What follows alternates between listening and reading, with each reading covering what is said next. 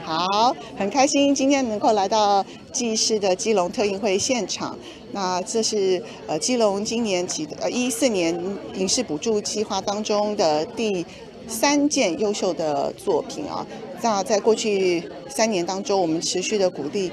邀请优秀的团队来到基隆拍摄取景。那在14年，我们也启动了影视补助计划，包括《驱魔男神》、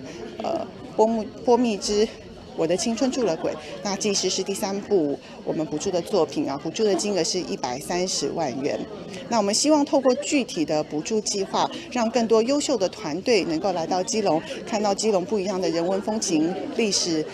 还有优秀的山水美景啊。希望透过这样的计划，能够让更多人看到基隆。那在此，我们也今天预祝记忆式电影能够票房亮眼，也希望有更多的台湾的各地的朋友们来看到，因为电影来到基隆馆一起游玩，谢谢。